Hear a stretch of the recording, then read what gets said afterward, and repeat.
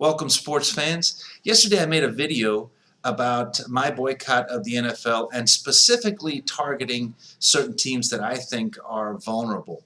And I found myself doing a little bit of research on a team that has done me no wrong.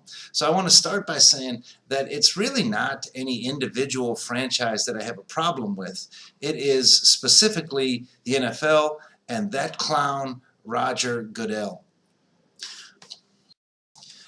The Goodell era has watched over a complete abandonment of the fan as a client at all. Not even the primary client, but a client that has to be dealt with respect at all. During the Tagliabue era, I do think the NFL was a little bit more understanding that the fan is important, or at least was important then. Now they're playing to half-empty stadiums, which is good, and I'm happy about that, but I don't think they're quaking in their boots. I don't think they're looking at having any deep soul-searching moments where they're deciding that they need to make some adjustments.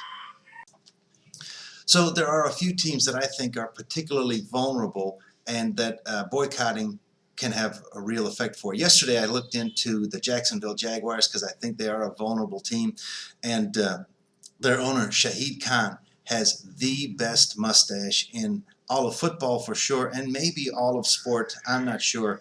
I do think it is imperative that the XFL get Mark Trestman to grow a similar mustache. That would be fantastic. The Vipers would then be the comic book villain of the XFL, and it would be wonderful. There are very few true heroes or pure villains in history or business. But when you look at the Stan Kroenke situation, this is a guy who came to St. Louis with the Rams, born and raised in St. Louis, had a lot of ties to St. Louis, and instantly started the process of leveraging moving the team away from St. Louis.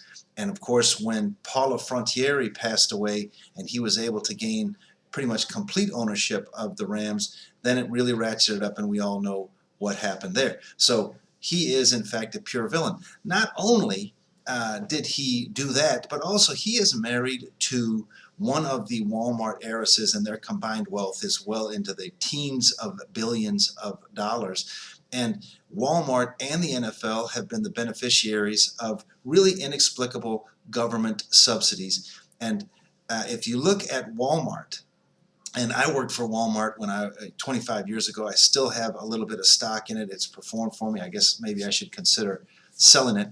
But when you look at Walmart, they have a lot of full-time staff that are on government assistance because they're paying rock bottom wages. It's a core part of their business strategy.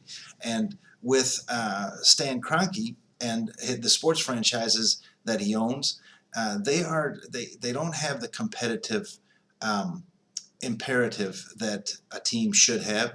They are out there to make a buck, and they will use government subsidies to further their agenda, which for the most part is money, and not provide anything to the community, including that lack of continuity that comes from a team being in the same place for a very long time. So a great reason to boycott the NFL, and specifically the LA Rams franchise, is that Stan Kroenke is a villain. And of course, LA went from having 0 football teams to now having 2 football teams, 2 NFL football teams. Let's hope that football fans in Los Angeles decide to spend their football dollar, their sports entertainment dollar, on UCLA and on now the Los Angeles Wildcats of the XFL. But please do take some time to look at the franchises that you think are vulnerable, and let me know what you think in the comments. Please do like, subscribe, and share this on social media. And also, please do click on the links above. It really helps me, and I appreciate your time.